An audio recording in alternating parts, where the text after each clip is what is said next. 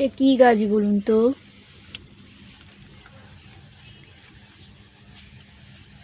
কি পাতা এটা?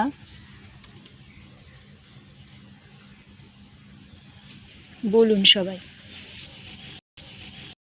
হ্যালো আমার সব প্রিয় মানুষগুলো, সকাল হয়ে গেল, কাজ শুরু হয়ে গেল। আজ আমি শুরু করলাম বাড়ির সবচেয়ে আবর্জনা যেখানে জমা হয় সেই ডাস্টবিনটাকে বাইরে দিয়ে আসি।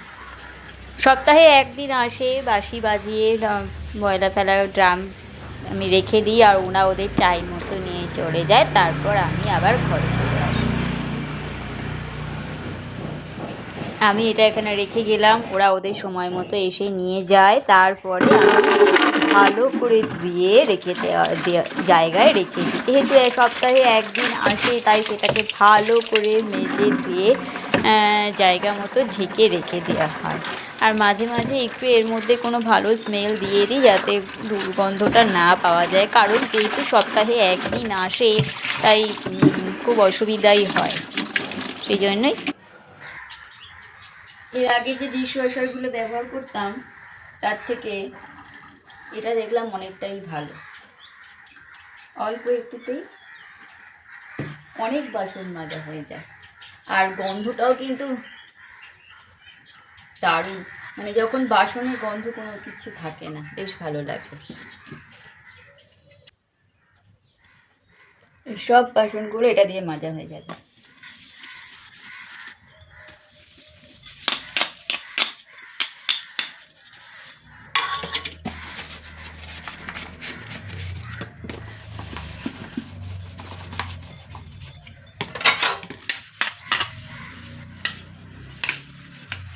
আর একটা জিনিস আপনাদের দেখাই, এই হাত ধোয়ার সাবানটা আমি বানিয়েছি। আর এরকম 5 পিস বানিয়েছিলাম। এখন এই একটাই পড়ে আছে, বাকি সব কটা ব্যবহার করা হয়ে গেছে। আর একটা তো ইঁদুরেই নিয়ে চলে গেছে।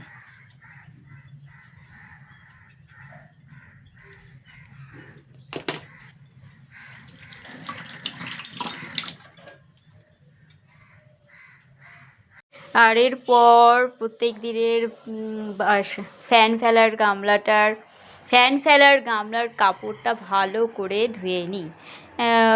আর এটাতে সাধারণত ভাতটা যেহেতু শেষেই করা হয়, তো এটা শেষের দিকেই দরকার পড়ে। কিন্তু মাঝে মাঝে একটু জল হাত থাকলে তখন ক্যামেরাটাতে একটু ধরার জন্য হাত মুছতে হয় চটজলদি। কোনো কোনো সময় আমাদের নাইটিতেই হাত চলে যায়, সেই জন্য হাতের কাছে একটা কাপড়ের টুকরো বা রুমাল টাইপের কিছু রাখা খুবই ভালো। তা যেহেতু এটার ভাতটা সবার শেষে করি, তো এটার খুব একটা প্রয়োজন পড়ে না, তো সেই জন্য এটাতে টুকটাক হাত মোছা হয়।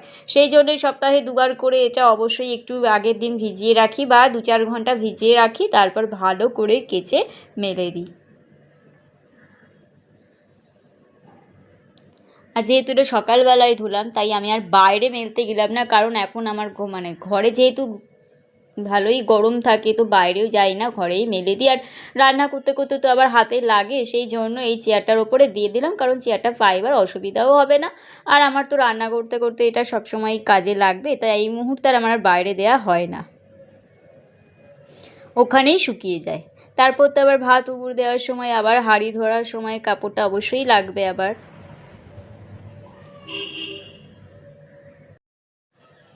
আর বেশ কতগুলো আম কেটে রেখেছি, তার মধ্যে 3টে আম রেখেই দিয়েছি। আমগুলো বাড়িতে আনার পর 3 দিন ধরে বাড়িতে রাখতে রাখতেই সেই একটু একটু লাল হয়ে উঠেছিলো। কারণ যে অবস্থায় এনেছিল, বেশ ডাসা আর কাঁচা ছিল, আঠিও হয়ে গেছিলো ভেতরে।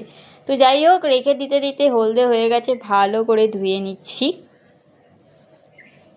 হাতের কাছে জল থাকলে আর কাজ করতে অনেকটা ভাগই কাজ কমে যায়।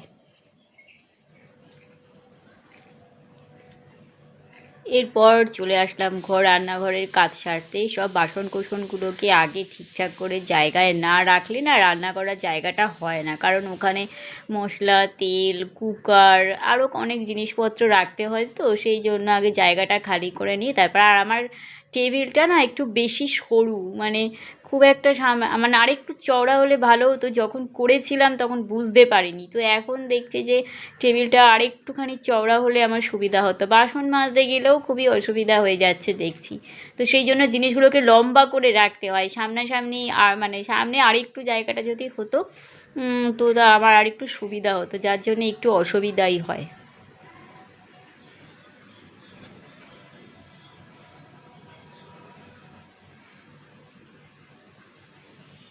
এরপরে রান্নার তোড়জোড় শুরু হয়ে যাবে। ভাত বসিয়ে দেবো এক সাইডে।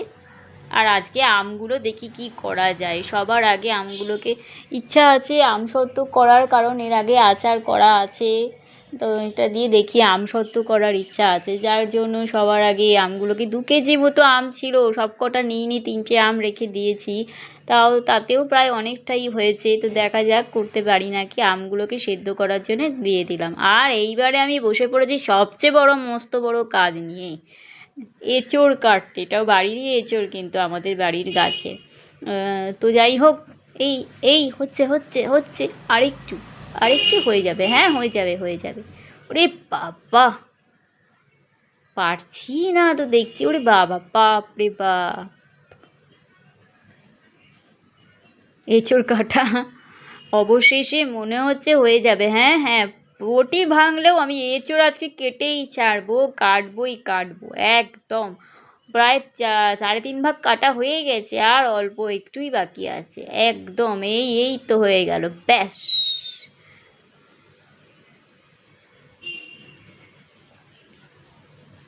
আর এই আলুটা দেব।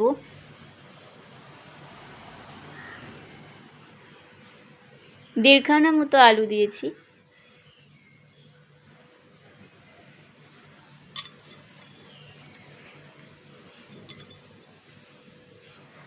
আলুও শক্ত, ভাবা যায়, আলু কাটতে যাচ্ছি আলুও শক্ত।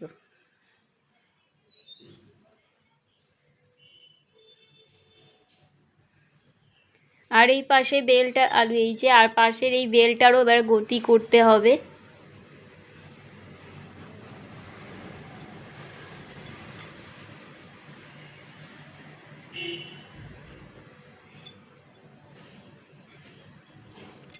এইবারে এঁচোড় কি খণ্ড খণ্ড করা হবে, তবেই তো তাকে খাবারের যোগ্য করা হবে, তাই না? ভালো করে হাতে আর বটিতে তেল মেখে নিলাম।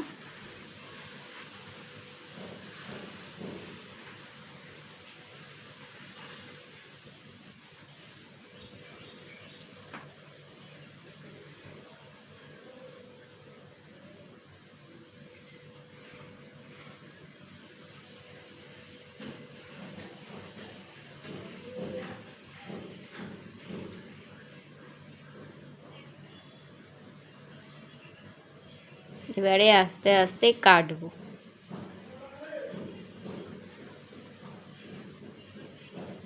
বেশ ভালো আর নরমও। আমাদের বাড়ির এঁচোড়গুলো এর আগেও খেয়েছি, তো এই বছরেও প্রায় এইটা মনে হয় 3 নম্বর, কারণ না দুটো